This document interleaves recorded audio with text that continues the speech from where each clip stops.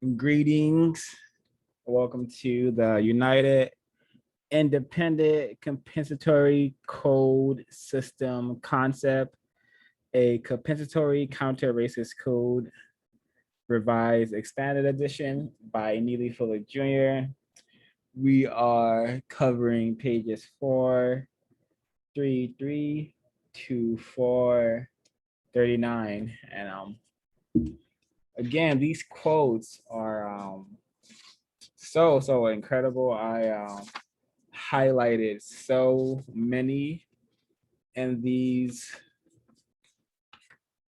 pages that we covered, but I won't be reading all of them. But I usually try to limit myself to like 2 to 3 per page, but I have like 5, 6, 4 on some pages because they're so concise, and just for something so concise to promote such constructive thoughts and productive thinking is very interesting and incredible to me. Um, oh, my bad. We're doing pages 432 to 439. Getting started, I'm gonna share some of my quotes that I really appreciated from 432. Um, and there are tons of quotes that basically have this message about being killed and killing, but I just think it's great to have it to read it and to have it read. And it states here, if you are willing to seek to kill others, you should fully understand why someone should be willing to seek to kill you. And white people have made like a multi-trillion-dollar business of killing people, getting people killed, finding out where a person is, sending over a drone or something to destroy that person. So I really appreciate this logic. If those folks can be are so content with planning the deaths of people, period, then they should not be surprised if people are planning their death. It's only compensatory, I suspect. Another one from 432: happiness without justice is a form of insanity. This just allows me to overstand the situation of white supremacy and how non-white people are behaving in a system where we are all totally insane, especially the folks who aren't attempting to solve the problem. Um, and the last one I will share from this page is, in a correct government, all people are guaranteed adequate housing, education, transportation, and healthcare. And I don't think this has ever been established by any form of government on planet Earth, which is very shameful and pathetic. I don't know why, over the course of history, there hasn't been any correct thinking people in power who have said, "Hey, let's just have a system of justice. That will be the best and correct thing to do." I don't know why it took a victim in 1970s to publish or release this book that introduced a suitable definition for justice. But yeah, I don't know. Perhaps it's something that I'm not able to fully understand yet. But I really appreciate this one. A lot of people may attempt to call this some sort of ism, but just logic and correct thinking from a victim of racism, Nelly Fuller Jr. Mr. Ray, would you like to share any quotes? Yeah, one from page 432. To think that people don't make mistakes is a great mistake. And we encounter a lot of people who endure such tragic circumstances.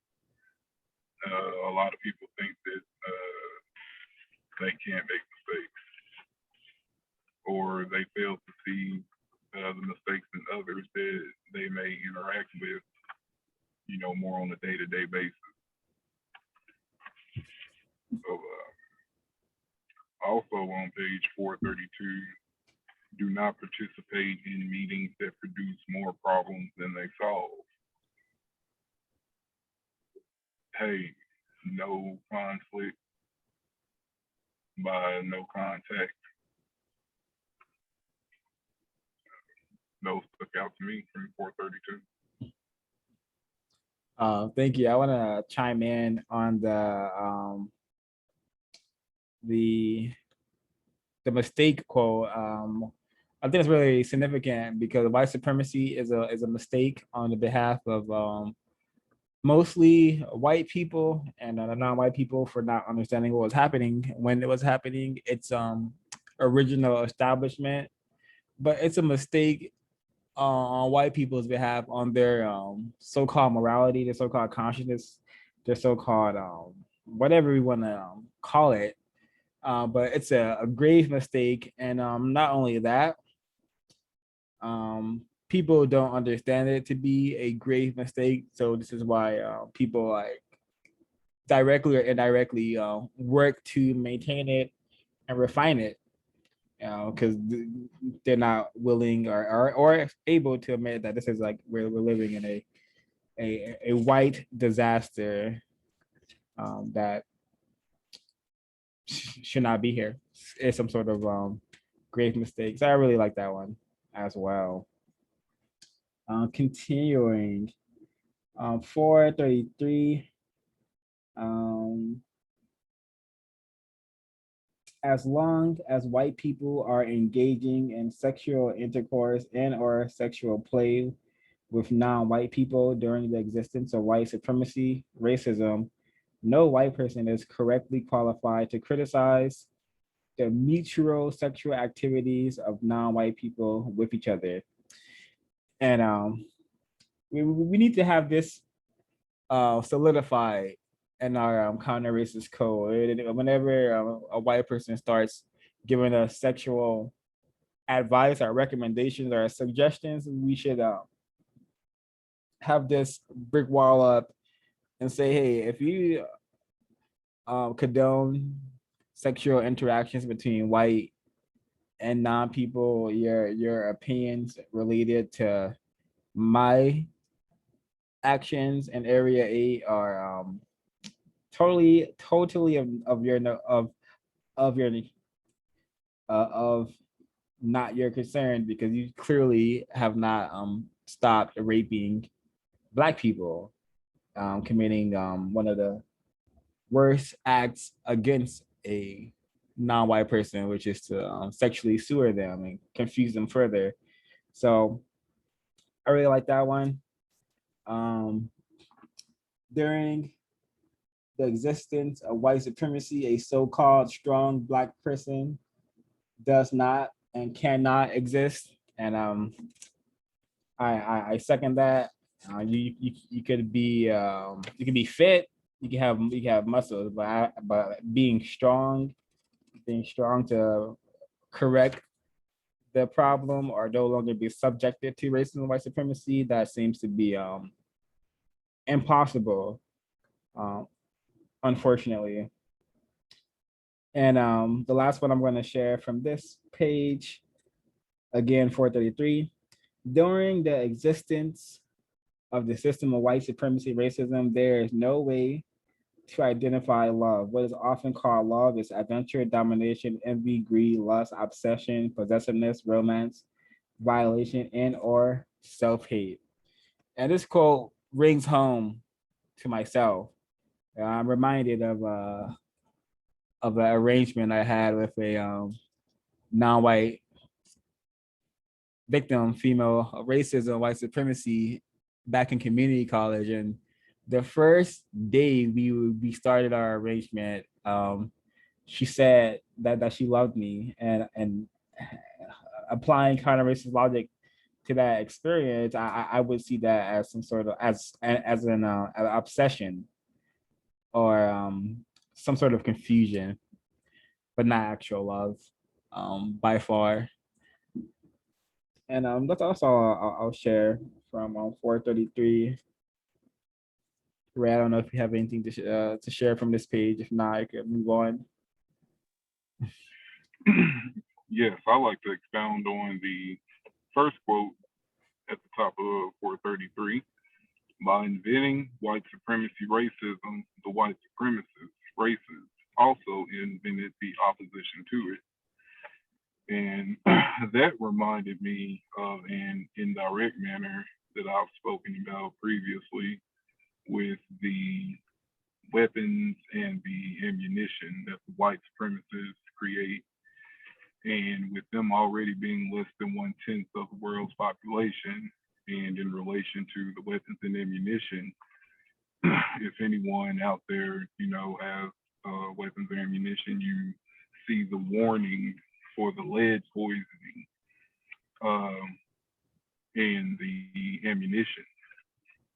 Now, first of all, no non-white person, business and/or entity on the planet makes ammunition.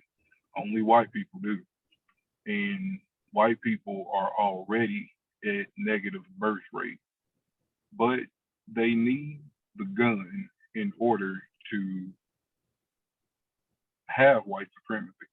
So for them, it's a necessary evil. So when they chose to establish white supremacy in that way, they also established the opposition to it. That's all I have for 433. Very well said. Thank you. Thank you. From 434, white people are, oops, my bad. This is actually from 433. I'm just skip that one. Which, oh, here it is. 434. Dignity, while subject to white supremacy, racism, isn't worth much, but it has more promise than stupidity. And I'm like, wow, this is incredible, because I can correctly say that I am a attempted dignified slave, and I was once a very, very, very stupid slave, not even aware that I was a slave. Concerned about many, many silly things. So I now that I become have developed, gained a little dignity, a little self-respect by no longer lying to myself about what I'm experiencing, what I'm seeing. I can see the promise, more promise, and my ability to do constructive things and accomplish constructive things and solve the race problem.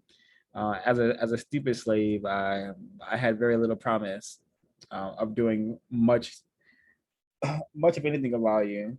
So love, well, I shouldn't say love, but highly appreciate that quote. Um, Another one from 434: learning something of constructive value should not be regarded as boring work, but as great fun. We should always work to make learning fun and work fun. 434 again: no lady should regard her vagina as ugly. She should regard it as naturally elegance. She should regard it as the perfect poem. I just thought that was a nice, constructive, affirming message to non-white victims of racism, females, to hear in their brain computers if they find this broadcast someday or soon. Yeah, that's all I have. I'm all gonna share for 434. Again, these quotes are all very constructive and should be plastered around victims of racism's dwelling, you should most certainly pick up the book at producejustice.com. Every Black person, non-white person on planet Earth should be trying to solve the race problem, so it can be solved overnight. Um, but folks like to share. Doesn't have to be in order Yes. like I'm going. Um, Mm-hmm. Page 434. Do not brag about your abilities. One day, if you exist long enough, you will not have any ability. I feel like we take that for granted. We're only young for so long. So we have the ability to do a lot of things, but eventually our body slows down, and just the way how we process things and eat things, and then we need medication, which, the white supremacy system, how it functions and work, will eventually give in to, the pharmaceuticals and just the way of eating so much processed food. Then there's things that it could be here that we have this ability to move around, walk, and then it could be gone tomorrow. So I just try to, when I see that quote,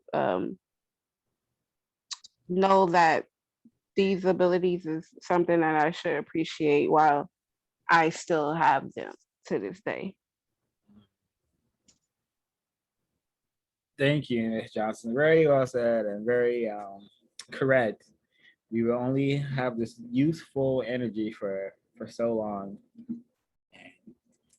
Mr. Nelly Fuller definitely put this quote in a very, very brilliant way.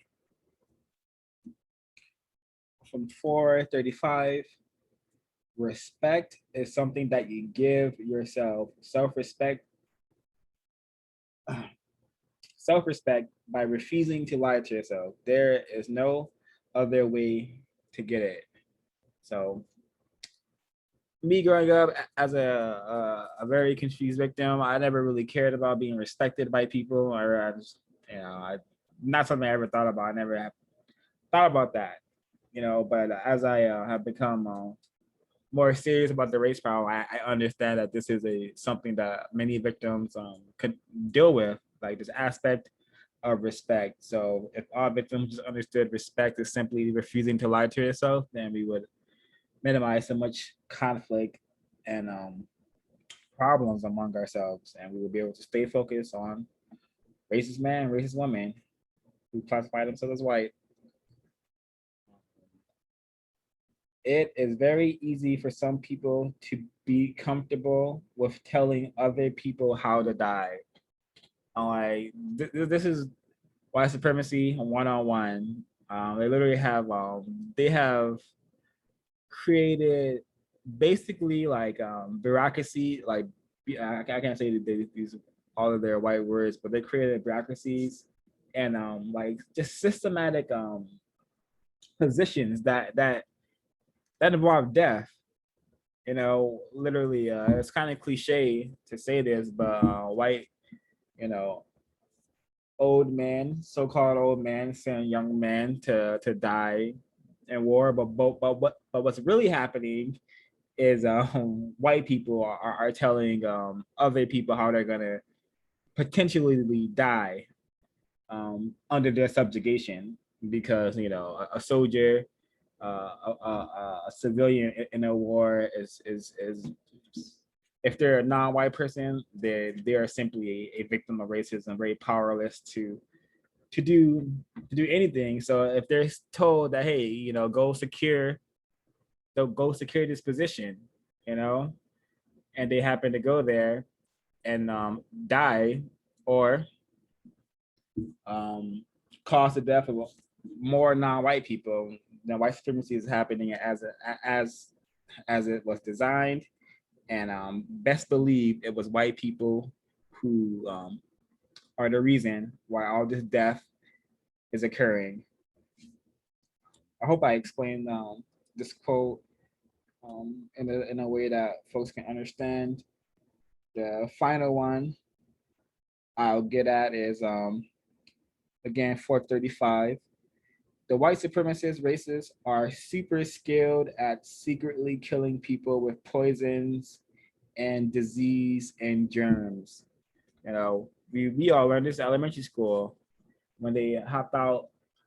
The so-called pilgrims gave the so-called Native Americans them blankets with um, smallpox on them. That was like a really ancient like practice of no, that's a part of white people's ancient practice of chemical warfare, disease warfare, just killing by any means necessary, basically. So this one is very important. And now that it's 2021, they have so many ways of accomplishing this, killing us secretly by so many means. Just given that it's the future now, the technological future, I'm sure nanobots are going to be added to this combination as well. And just more technology is going to be used to kill us, smaller technologies that we can't see, just like we can't see most poisons or diseases or germs. So only makes sense. And, I have one on 434. Hate no one. You could have been born as that which you hate. You may become like that which you hate. I believe that, and I try to teach this to my daughter. The more you hate someone or just even a race, the more you are more like them or you become more of them. And the hate that white people have is projected onto us because of the hate that they have for themselves. So I feel like if you don't hate yourself enough, there should be no hate towards others because you don't want to have that sense of hating towards your body because that's basically you hating yourself, if I'm making sense. Yep, yeah, you most definitely are. Hate is a exhausting emotion and feeling, I suspect. I also expect it impedes constructive thought. So yeah, I second that quote. Hate is should not be a part of the counter racism business, no matter how useful it seems to have been for white people. Um, go ahead, Mr. Ray.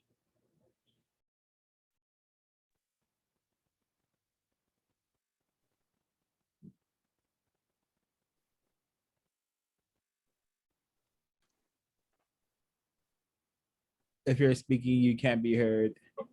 Okay, hello, can I be heard? Yeah, now you can. My apologies. The quote on top of page 434, I believe should be worthy of note. White people are neither male, nor female, nor person, nor animal, but things.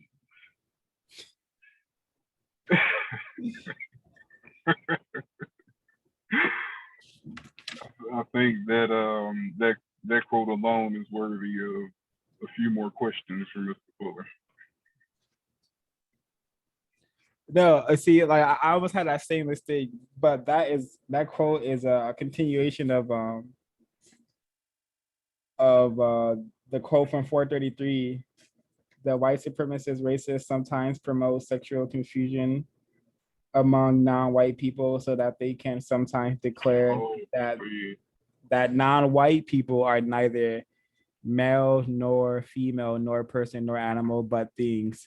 And this is what they've done by creating all these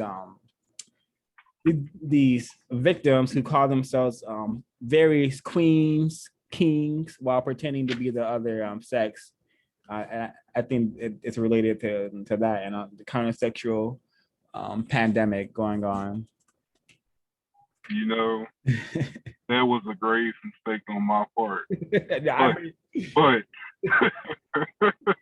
But the cosmos may have intervened somehow with that. Yeah, I understand. The quote that you Frankenstein out of this quote definitely has some significance too. Oh yeah. And other quotes from folks like to share before I continue. Um, which one? I have one, two, three, four, five. So I have six from this page. I'm only gonna read two. And this is for 36 for the folks who will buy this book and are interested in all these amazing constructive quotes. You can find these on 436. And you can see all the excellent ones I did not have the time to read that you should read because it'll help you and the planet. So let me choose one.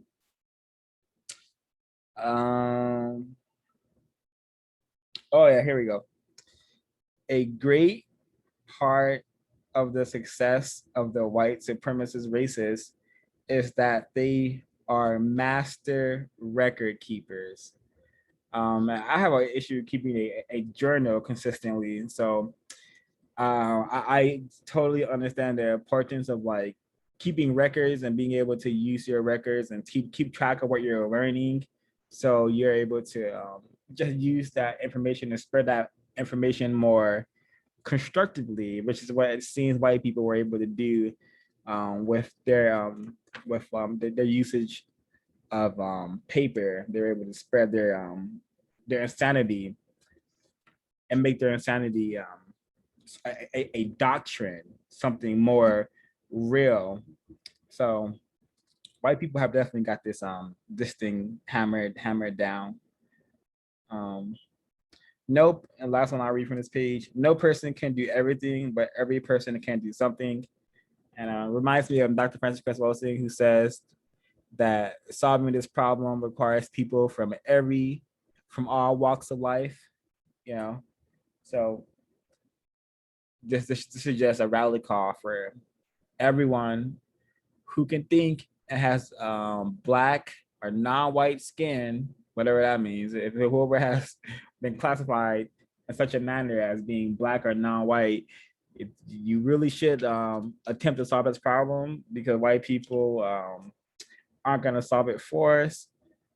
So you may not be able to do all the things that necessarily solve the problem, but you can definitely contribute by doing something different with your thought, speech, and or behavior. I know I'm correct about that. I'm not even gonna say I may be incorrect because that would be a lie. Um, and I'll stop there to see if folks would like to chime in, share.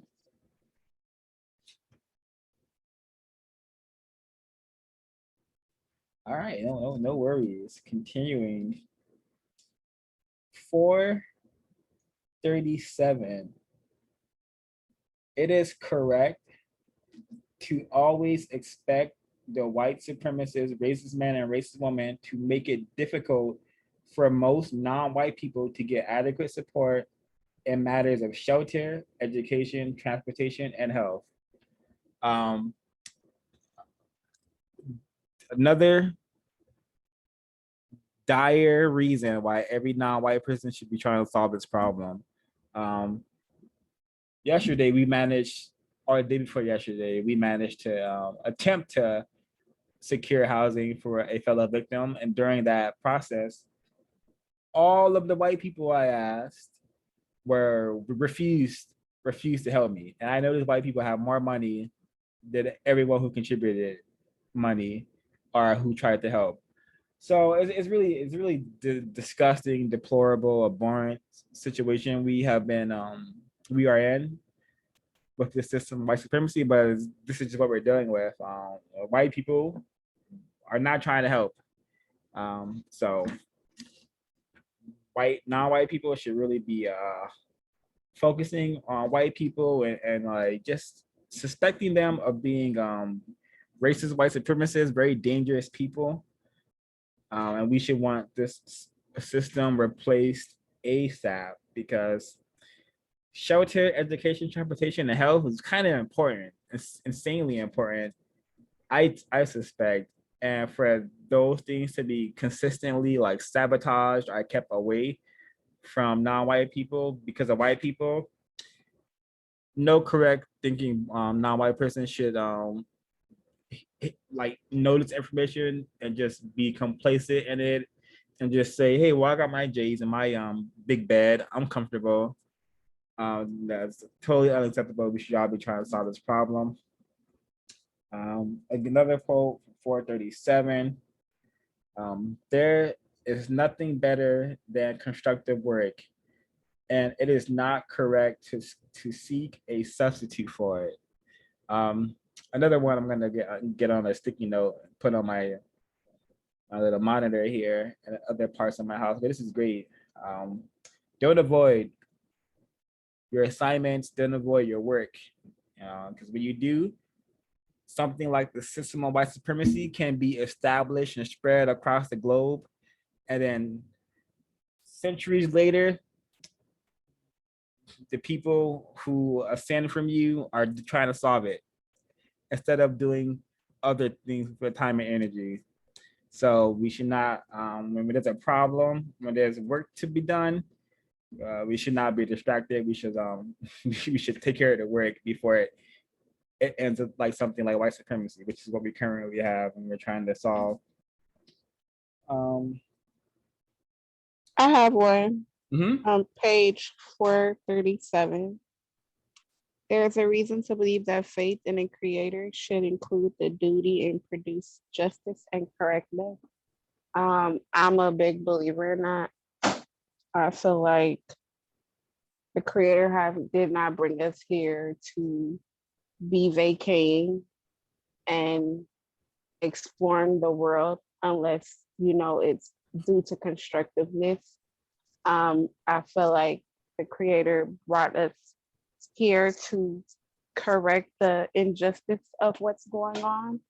And if we're working on the road to producing justice and balance between people, to teach the youth and to spread the word of the things that they need to be learning and doing the correct way so that on all areas we can establish a fight to end the white supremacy racism war, because we live on an earth that the creator made for free but we pay for. So I feel like our purpose is never done until our bodies drop. Yeah, well said. Our bodies drop, or we have created a product called justice. Black excellently said, Miss Johnson. Thank you. All right, now I'm gonna read a controversial one, but so far, this entire book is so-called controversial because truth is controversial in a system of white supremacy. 437, Nelly Fuller Jr., attempted counter-racist, states, females who wish that they had a penis instead of a vagina, and males who wish that they had a vagina instead of a penis are expressing great self-content. You know, the creator did not make us the way that he/she, whatever it is that the creator did, for us to try to change it. If we were meant to change our skin tone, our hairs, our genitalia, we would be able to do so as easy as we can blink. But because we can't do so without mutilation or without artificial help, then perhaps it's not something that we're meant to be doing. But I am a sane, confused victim of racism and white supremacy, so I may be completely wrong, and that sort of behavior I just mentioned is normal, and wanting to be as you were born is not normal. So hey, I agree. Everything that the white supremacists do is against nature, is against natural, organic creation itself.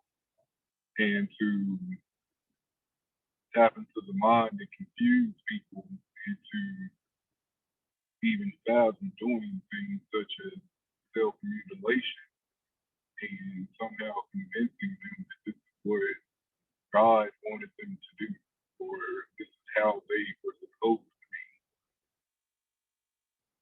No, that is great stuff. And only the white supremacists can do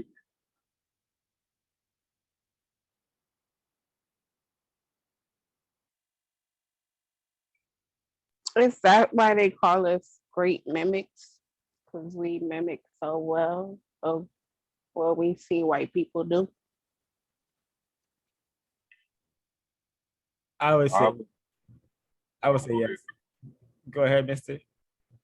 Yes, just whatever we observe them doing, if we coming in on the podcast, we're going to be doing the same thing.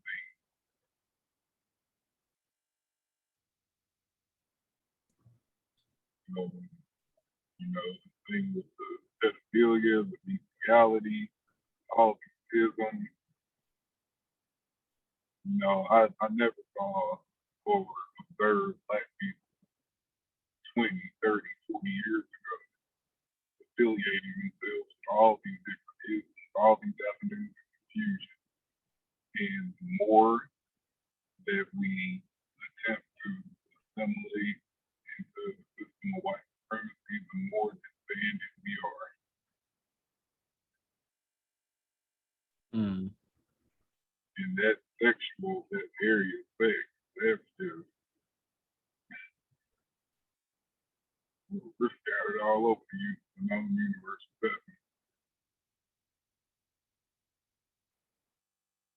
Wait, what's the last thing you said? It's hard to hear everything you're saying. My apologies. I said, and in the area of sex, we're scattered all over the known universe in that area. Oh, yep.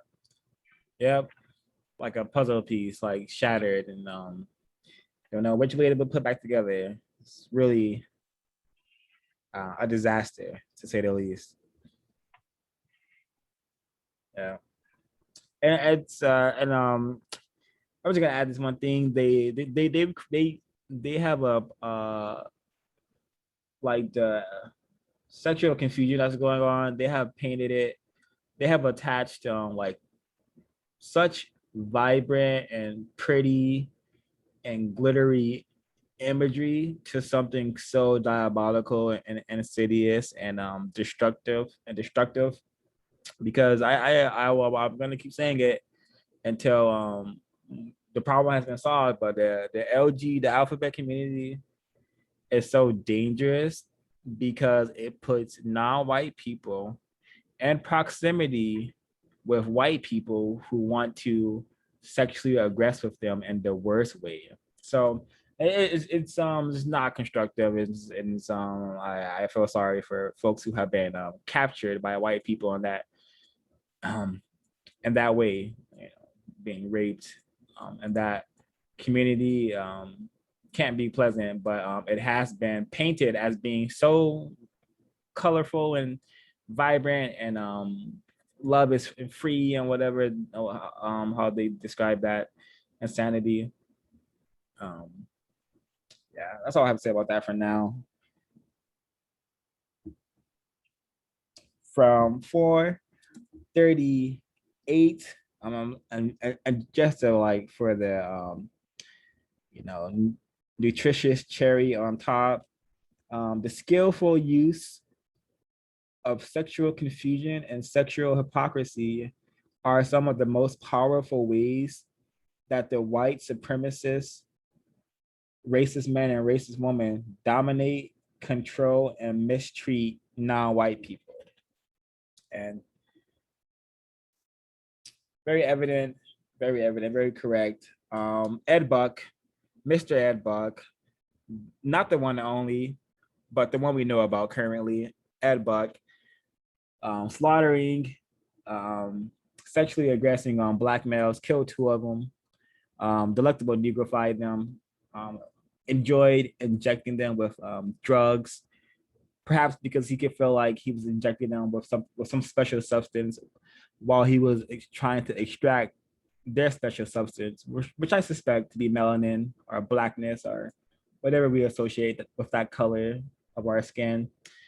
But that's all I have to say about that. Um, Again, 438, it is correct to know and understand that in any war, the people who start the war and who intend to gain the most from the war have usually been willing to sacrifice a few of their members. The white supremacist racists regard their sacrifices as investments. I'm like, then white investments is a equally useful term as a white sacrifice, because it makes sense. It totally makes sense. All the white people who may be confused with being poor or being homeless or whatever. These are the small, tiny investments white people have sacrificed to keep their system hidden in plain sight by allowing people who may see a white homeless person or a white poor person to be like, hey, racism not that bad, or it must be over because these white people are doing bad. Nope. These are just white investments, and 9 times out of 10, they're probably still doing better than you as a poor person, homeless person, white person. They're just small cogs in the machine. Exactly. Um, Emotions are important. Emotions are necessary to motivate, but emotions without logic will not produce constructive results. I think somewhere in my brain computer, I've been aware that emotions have historically caused people who look like me to meet their demise in the most atrocious ways. So I guess I just eliminated a lot of my emotions so I wouldn't respond to people or situations in a way that would harm me, apparently, because yeah, I totally became the system made me very, very robotic in order to I guess not to preserve my existence in the area I lived in or something. But yeah, I didn't have logic. I didn't have emotions, correct emotions, if I had emotions at all, nor did I have logic. And that's like the average black person, I suspect. You know, we have very, very poor emotional regulations, and we do not understand logic at all. So a pitiful state to be in. And that's how we are trained.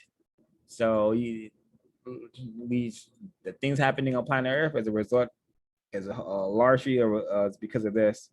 What this quote talks about. The white people have trained us to be fueled by emotion and not logic. And the last one I'm going to read from this page: people should not be taught to work hard; they should be taught to work smart. And I learned this through observation. I'm like, I'd rather work smart, save some time and energy, and get constructive results. We should all want to work smart so we can solve as many problems as we can instead of spending like a lot of grueling work on a problem that could have been solved in a much more smarter way. So I like that one as well. And I'll stop there before I share my quotes from the final page that we're discussing today.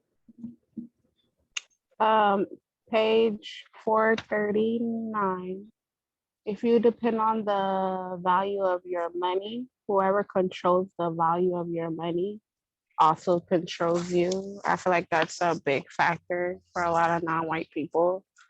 I know when non-white people, when the money stops, um, it it grabs some emotion of they don't feel as worthy, or they kind of lose their mind. They don't think rational.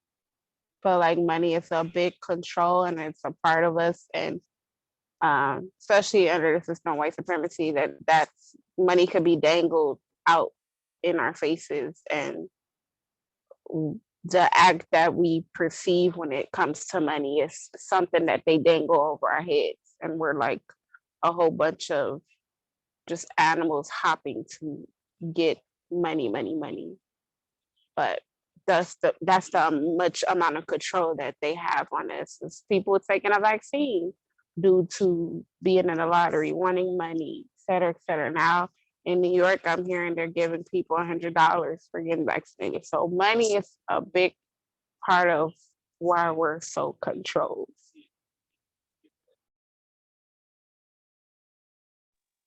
Yes, it's almost as if money is the one thing that you absolutely have to have, but you don't need in order to survive. Those little pieces of paper, no matter what currency is referred to, the dollar, the shilling, pound, what have you, as long as you have those little pieces of paper with those white people on there, then you can do something as simple as eat fruit and water and just waters from the earth. This money thing is very confusing, and sometimes people are referred to as money. What's that all about? So the name Oh of the yeah, game is people have insurance on their legs, their arms, their body parts.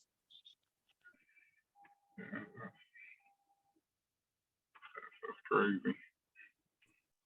Yeah, right. You saying that out loud, that money is a one thing that our body really doesn't need to survive, but we need it to survive, and that's just should be like a small, tiny crack into this system we're dealing with, like how insane it is, and how we are totally under its domination, because we need this money. We need this money that they control the value of it. They control how much that we're gonna have. They control how much it's gonna get print out. They control everything involving it. They even Yes, control how we can spend it. So money is a and as sort of curse. Go ahead. as you can see, Harriet Tubman never got put on that 20. That was a carrot that was dangled in front of black people. But as I stated earlier, the currencies of the earth that matter have white people on them. And even with if you look at the Amazon coin, it has that white woman on there. Whoever is on the currency is who's running things, and these happen to be white people. So if more confused victims want to say that you just need to get your money up, or we need to get more money, who's on the money? That's what matters. Mm. So That is even so true. yeah, even if you had a billion or a trillion, who's on the money? The money doesn't even matter. That's a whole different level of confusion right then. Because with black people, particularly the black people who have large amounts of money, why do they have those large amounts of money? Surely it's not they didn't amass it inventing things and doing things where white people needed them. They have millions and billions of dollars in in black money. Let's just keep it real. You're millionaires and you're billionaires, but not from the pockets of white people. So it doesn't matter how much money a victim has, you are still a victim of white supremacy. Yep. You can even be the president of the United States. You were still a victim of white supremacy. Not only that, you could be the so-called president of the United States and be mistreated to the point where you are forced to make more I guess concessions for a group that is devouring your people, the LGBTQ whatever, devouring people who look like you. You're forced to make concessions for those people, but not the people who are literally victim prisoners of war, black people, non-white people. So money, titles, all useless. White people are really done a number on us, to say the very least. From 439, and this is a great segue, I believe, into to this quote. White supremacy racism is one of the greatest expressions of evil that has ever existed in the known universe. It is always correct to pray and to work for an end to evil. Yeah, I can really can't even add to that. That just um, we were dealing with pure evil. The system of white supremacy is pure evil. The white people who maintain this um, reality, this reality. Are evil and they live to be evil. Yeah, people who control this reality hellscape are very evil, and evil should be eliminated. Um, always, I think. And according to the code as well, 439, again, the final one I'll be sharing, um, to refuse to give needed help to a victimized person because he or she does not have enough money is a major criminal act of any government. Um, um, our government is guilty of many things, but this is probably one of their most grave um, crimes, refusing to take care of us, refusing to make sure we are existing comfortably, constructively.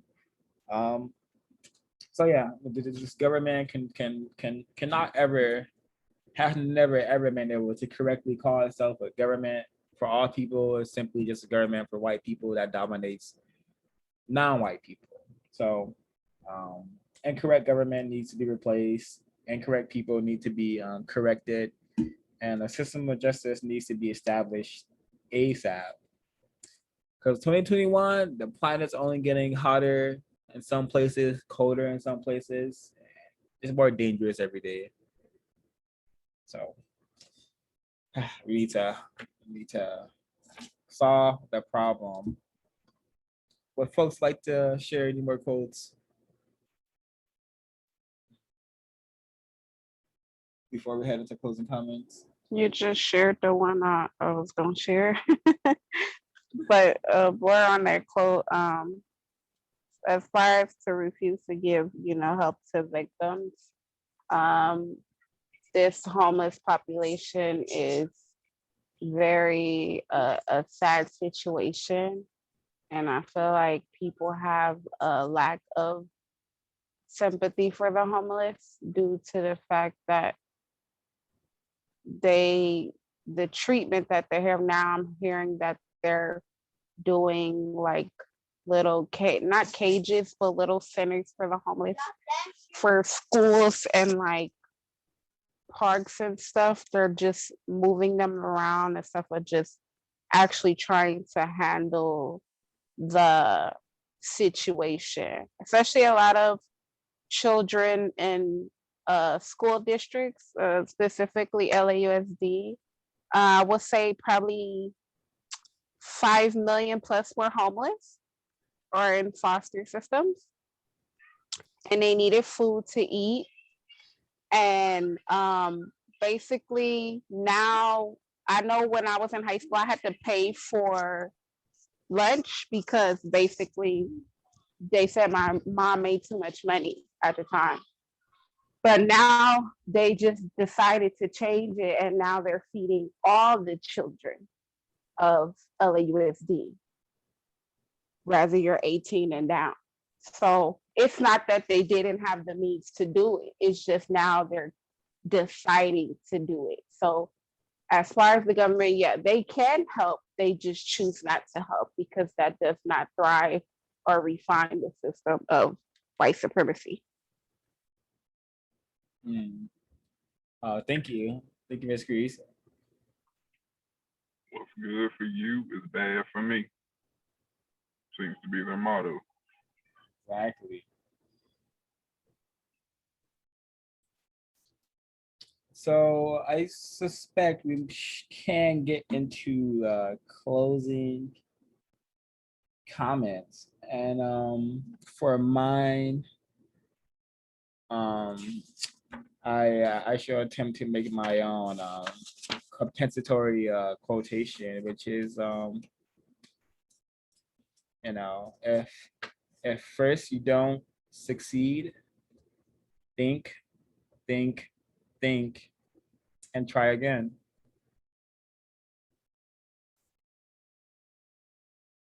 My closing comments, I love the constructiveness of this meeting. These are quotes that make you think of the thriving of trying to get justice and correctness in this world. So always, always stay persistent, even if you don't have hope.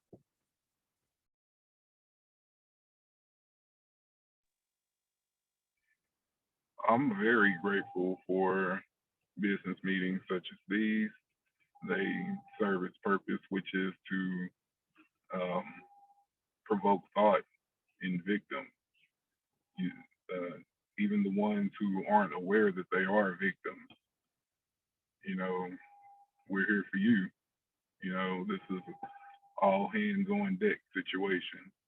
So as long as the problem is here and the creator continues to endow us with the will, we'll be here to do what we can to attempt to counter it.